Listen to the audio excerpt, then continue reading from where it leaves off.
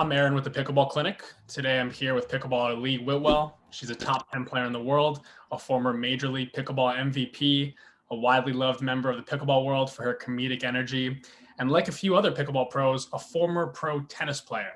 Thank you so much for coming on. Thanks for having me. A pleasure to be here. So I heard that you, like myself, were a very committed tennis player and sort of opposed to the idea of playing pickleball when you first heard it. Apparently, you were either bribed or conned into playing for the first time. So I'd love to hear a little more about your pickleball origin story and what really went down. So I just moved to Bend, Oregon, and a good friend of mine, Lisa Palsick, asked me to play in a tournament. So naturally, I said yes. And then she followed it up with, by the way, it's not tennis. And I'm like, well, why are you asking me to play in something that's not tennis? Like, you know, I come from a heavy tennis background. She's like, it's pickleball. I'm like, forget it. I had more colorful words to use. But, and we went back and forth for like 20 minutes. She's like, it's so much fun. I'm like, why would I play a sport my grandma plays? She's like, you're going to have so much fun. I'm like, no, I'm not. It's stupid. It's loud. It's paddle. It's basketball. It's so stupid. Who would play that game? And then she's like, her last ditch effort was like, I'll buy you a case of beer. I'm like, fine, I'm in. So it was a very, it was a key moment in my life because I knew I had a price. I didn't realize my price was so low. So, but, so yeah, sorry? I hope it was good beer. Coors Light. You know what? To some, Coors Light is like a nice IPA. So it is what you mean. Right. And I don't think I've collected on it yet. And that's like 5-6 years in the making. But, you know, I played and like you fell in love with it immediately and was sort of mad at myself for believing all the myths and rumors about pickleball being an old person sport and not fun and not athletic, right? And haven't looked back since. And now if you need me to step on a tennis court, oof, that's a big ask. I hear you. I know I was a tennis player for years, and now, I mean, I don't remember the last time I've just played tennis recreationally even. So it definitely takes over. So as a fellow tennis player that transferred over to pickleball, I know how the journey feels switching from one sport to the other. I'm curious how easy it was for you to go from playing at the highest level in one sport to the other. It was, I mean, picking up the sport was easy. I think as tennis players or any kind of paddle racket background coming into pickleball space, you do have a leg up, you know, so to speak, on other people. But I quickly realized that there are definitely a lot of differences between pickleball and tennis. And you can't necessarily hit the ball through a person. It does not go as fast or as hard as a ball in tennis court. There's no strings, and it's not a tennis ball you're playing with, a plastic ball with holes. And for me, the hardest part was embracing the differences and really working on those nuances that differ this sport, than focusing on the similarities. You know, your forehand return, your backhand return, your slice, all of that. Yes, we can do that day in, day out. But the dinking game, right? A dinking game is essentially a drop shot. In tennis, you hit one drop shot, it's either a winner or the guy runs up to the net and then you lob him and the point's over. You know, it's very much a point ender if you hit a successful drop shot in tennis. In pickleball, it's the setup shot. It's you're grinding out the rally to get the court opening. For tennis and pickleball, it becomes your drop shots and that soft part of the game and really embracing that. So for me, that was the hardest part, was embracing the shots that in my mind were winners on the tennis court are the setup shots in pickleball. Right. And once I made that switch, then it became a lot more fun. Yeah. I always like to say as tennis players, it's easy to get good at this game and then hard to get really good because we have to start to weed out some of the techniques and things we're really used to as tennis players. So I know, like tennis, there's a couple of obvious answers to this question, but with pickleball's current and future growth, which sports in general do you see players transferring over from to pickleball the most? I mean, obviously tennis. I see a lot of crossover on badminton and racquetball. I'm gonna throw this out there. All you volleyball players, beach volleyball players, I want you to play pickleball. I think that'll be a game-changing thing for them. I look at it from body mechanics on the court, right? In pickleball, you want to be facing the ball, you want to be facing the court, you want to be your hips squared up to the other side of the court. You don't want to do crossover movements and turn and lose sight of what's going on behind you, right? In tennis, like we cross over on the backhand, and you could potentially lose sight of the court, but because the court is so big, you have time to recover, come around. Technique wise, that's totally accepted. In pickleball, you don't want to lose that time because the distances are so small. So any sport that mimics the same footwork as pickleball has an easy entry into the sport. Right. Yeah, no, that makes soccer, even though it's a foot sport, the footwork is the same. Basketball defense, same thing. With your hand positionings and the way your body moves. So, I think that anybody with hand-eye coordination can come into this space fairly easy with those footwork patterns, because the footwork patterns are the hardest ones to understand. Yeah, absolutely. I was talking to a senior pro once, Scott Fliegelman, and I asked him how his previous sports factored in. He said every sport he's ever played, he sees some relevance of the technique or the strategy from that sport somehow playing into pickleball. There's so many different strategies and ways to look at the game, whether you've played sports or not played sports and just have walked around your whole life. I mean, you could take any aspect of life and pretty much transfer it over to pickleball. Well, like one of the things I tell people, especially people who have come into the sport that haven't necessarily played another sport, we are programmed in life to move very well, right? If I was to get in Shaquille O'Neal's car to drive, if he trusted me with his car, I would adjust the seat to my arm length so I can drive comfortably. And when he got back in the car, he would vice versa adjust that seat, right? So you don't play with your paddle in here. You're playing, this is your driving hands. That's the distance where your paddle should be, right? When you shut a drawer or a cupboard, these are the movements that you do on the pickleball court. Yet, for some reason, we put a paddle in our hand and we've got to do these gross movements and really use a huge swing for stuff that we don't need. We move correctly in life. When we need to go get something, we turn, we go get it. We face the object that we're getting. We don't, when we reach behind us to grab something, we tweak our back. So when we think of how we move in life and how we would do normal everyday activities, it easily translates to pickleball. The problem is you put the paddle in our hand and we think we're going to slay dragons and right. We become sword fighters, and natural movement goes out the window. Right. I think that's incredible. I mean, as a pickleball and tennis coach myself, I like to use a lot of comparisons, and whether I'm teaching a kid to swing like an upside down banana or a rainbow, but you're using literally everyday practical situations, driving, holding the wheel in front of you really is the same aspect of extending your paddle when you're in ready position, turning the wheel. I mean, maybe even creating top spin with the paddle. So it's a really interesting way of looking at it. I love that. So as coaches, we're always trying to find the analogies that click with our students. Right. Yeah, absolutely. Right. I can tell you one way till I'm blue in the face, and if it doesn't click, then I'm not getting through to you. Then I'm failing as a coach. It's my job to figure out the best way to communicate how to hit this shot effectively. Exactly. So, I'm constantly digging out these random analogies, and it's, sometimes it's amazing what sticks. And talking about Shaquille O'Neal's car might engage somebody enough to get excited about it. So right. Love it.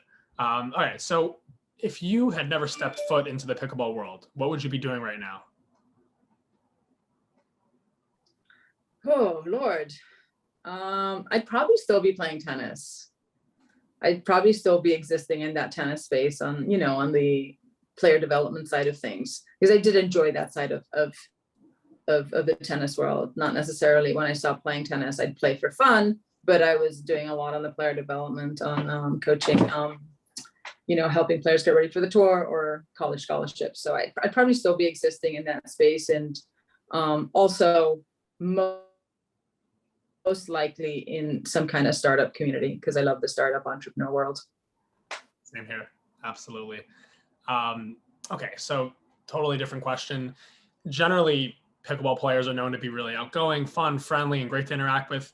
But you specifically, from knowing you and just a lot of different things I've seen, you specifically seem to have taken things to a new level. Your sense of humor, these mini comedy bits you pull out of thin air during interviews, and just your general presence has really distinguished yourself as one of the more fun players on tour.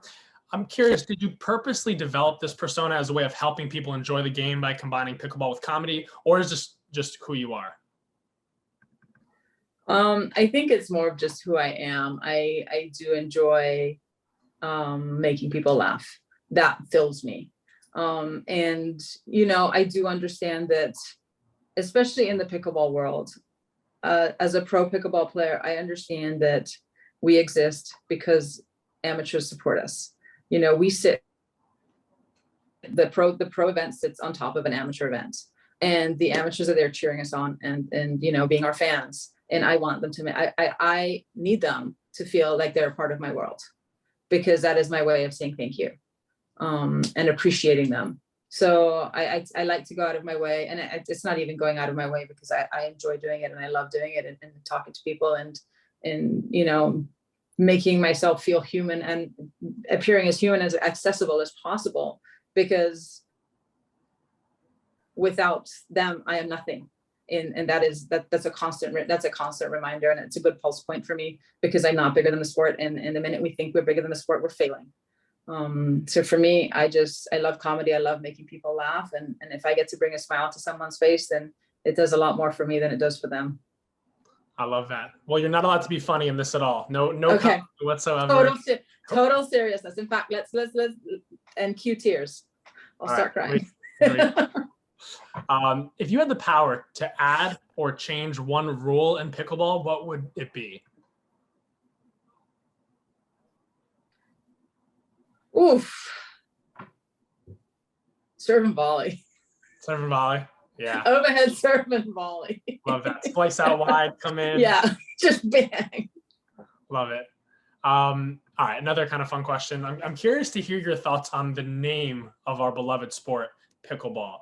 And if you could change the name to whatever you wanted, what would it be?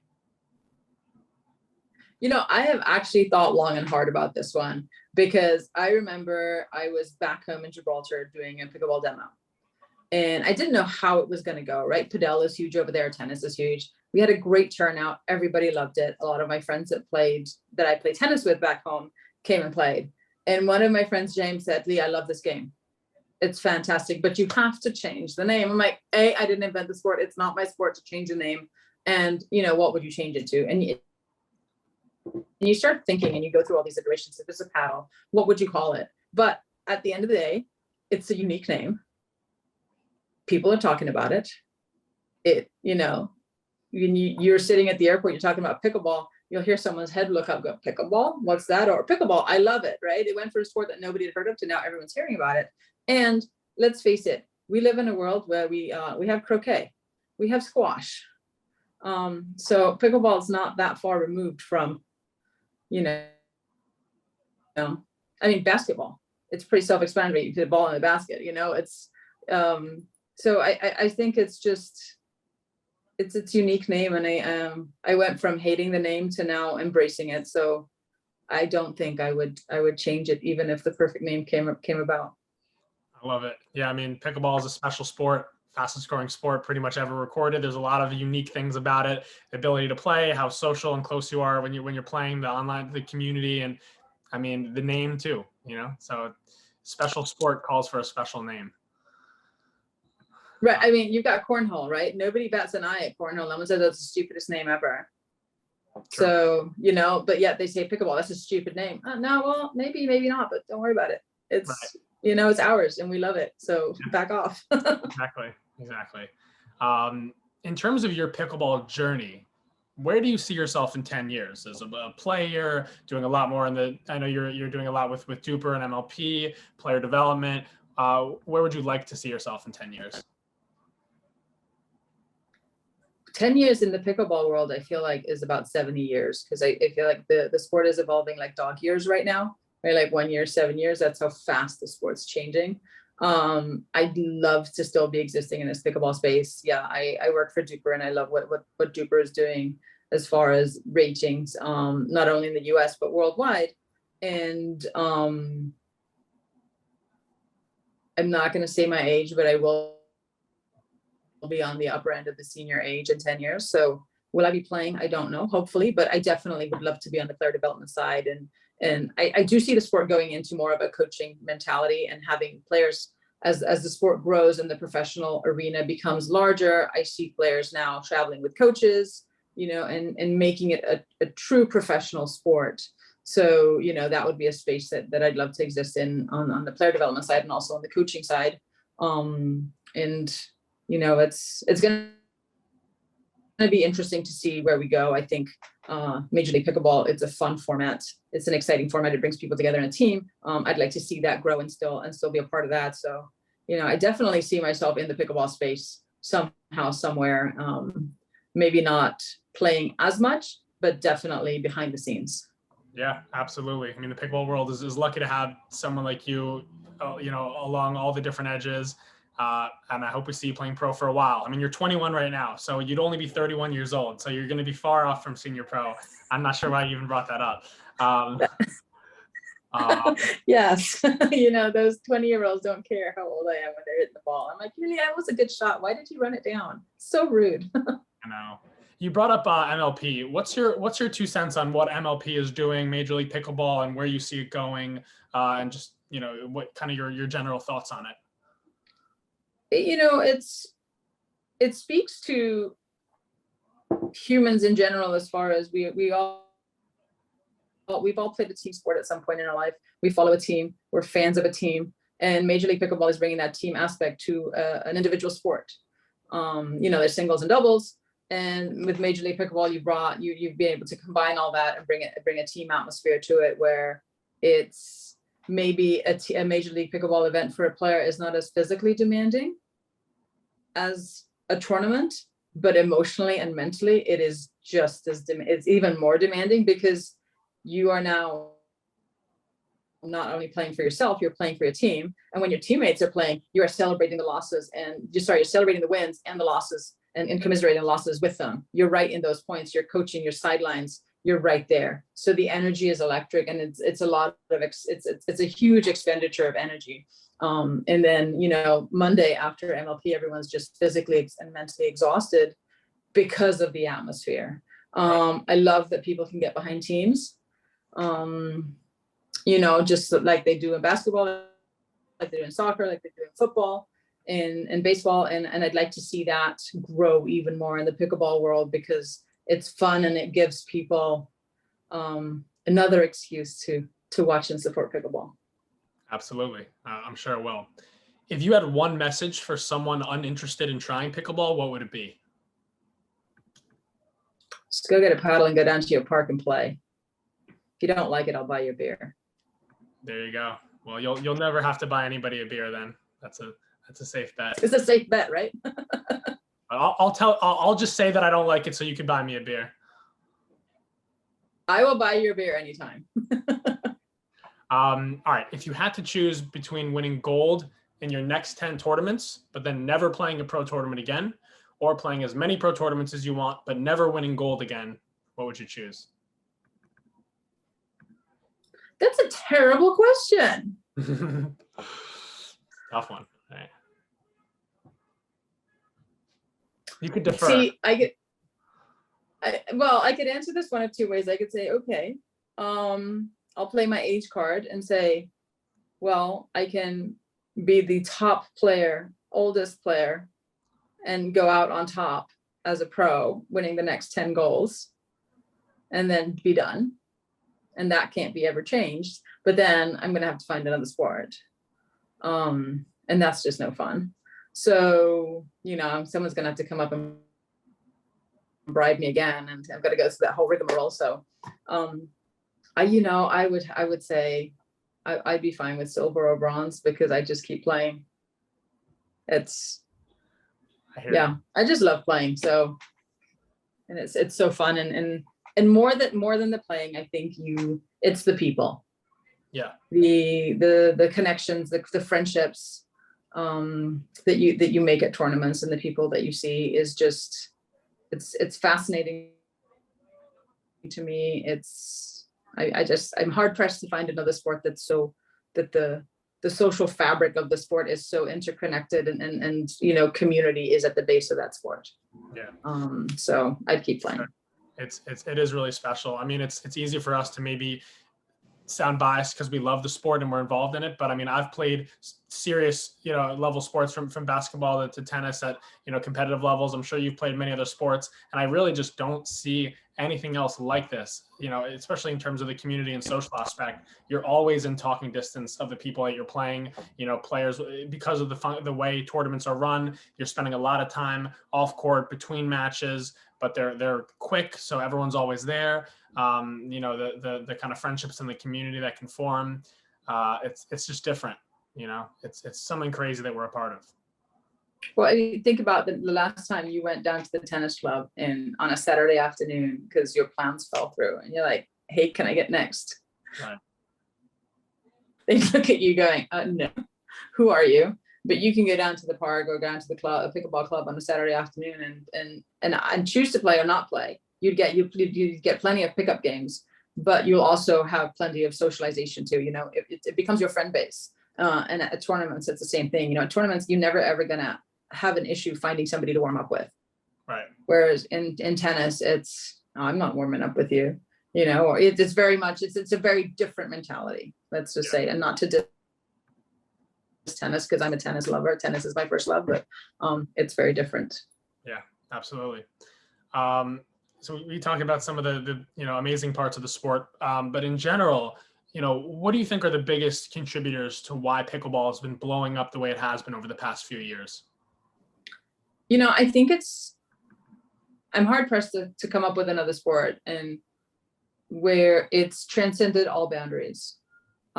Age isn't an issue, sex isn't an issue, race isn't an issue, religion is an issue, political affiliations are an issue, blue collar, white collar, doesn't matter. You never know who's on the court next to you. It's sort of become the new, like someone's backyard.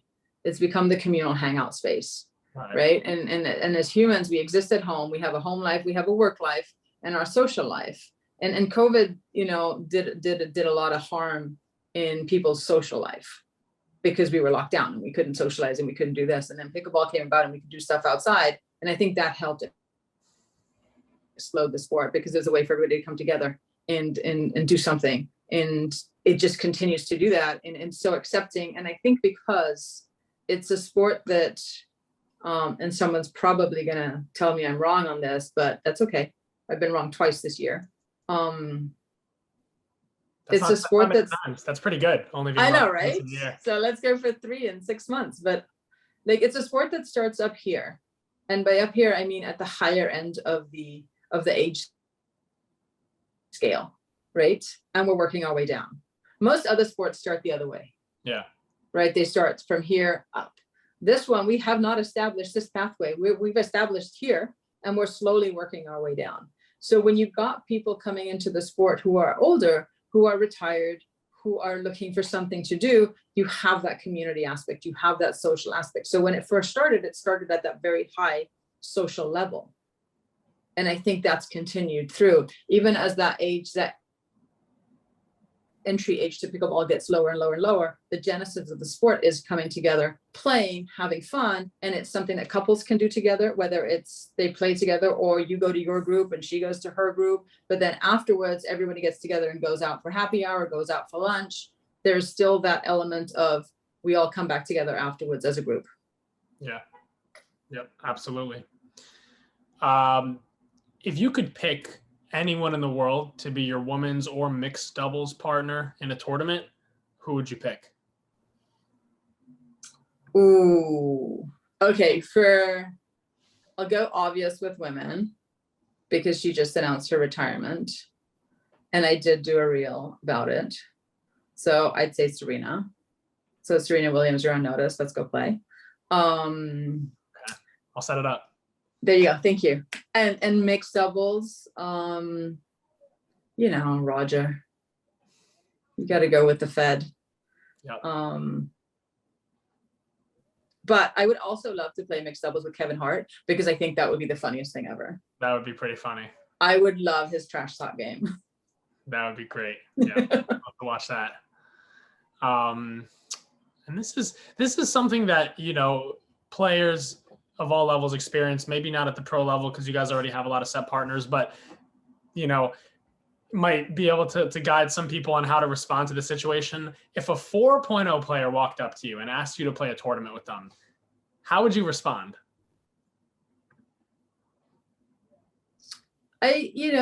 Politely. No, I mean, it does happen. And I would say, oh, thank you so much for asking. I'm really, really flattered. Unfortunately, I already have a partner, or I think I'm set for that tournament. Let me get back to you. That's the polite way of saying thanks, but no thanks. Exactly. Yeah. To anybody that I've ever said that to, I'm really, really sorry right now.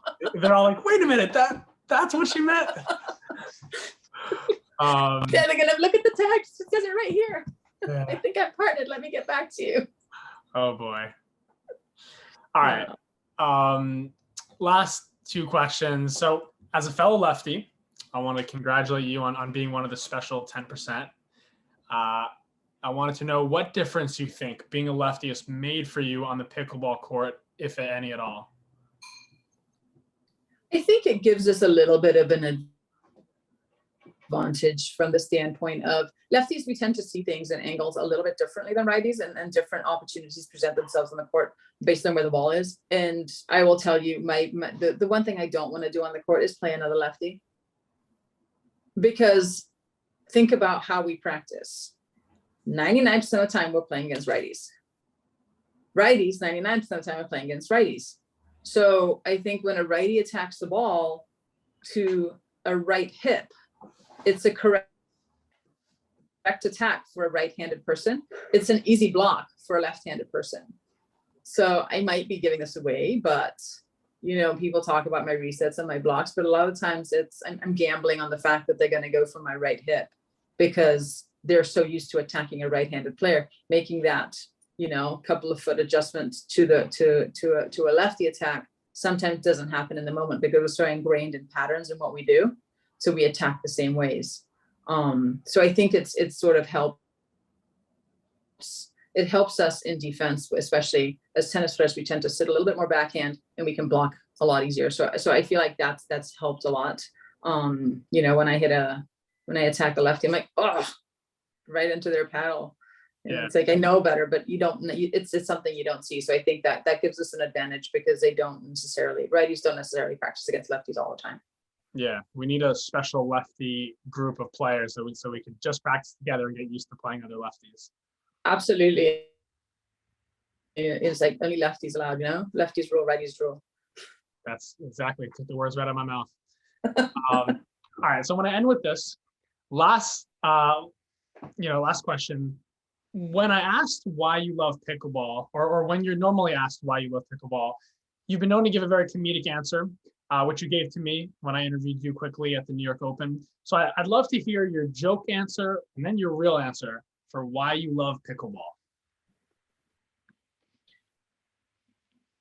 So the joke answer is, who wouldn't love a sport where you get to pickle someone's balls, right? And the real answer is, who wouldn't love to play a sport when you get to pickle someone's balls? There you go. No, I'm kidding. Love it. The real answer is because it's a sport that it's fun. And for me, the excitement of competing is also on this. It's not also, it's at the same level of the feeling I get when I see my friends there and see everybody. It's such a great community to be a part of. And it's so fun to see the sport evolving. I love seeing new people coming into the sports at all levels and making waves and going deep in rounds. So it's, and I love the because I have a master's in psychology, I'm always interested in the social aspect of things and the social construct of pickleball and everything that comes out of pickleball. It's like pickleball is a vehicle for people to come together. And that is a wonderful thing, especially, nowadays. Absolutely. And players like yourself who are, competing and giving us great content to engage with. You guys are helping us come together as pickleball players and helping push the sport forward. So appreciate everything you're doing. Always, best wishes in every tournament you play. I might see you in Chicago or maybe at the Philly Open. And I really appreciate you doing this. Absolutely. Thanks for having me. Always a pleasure.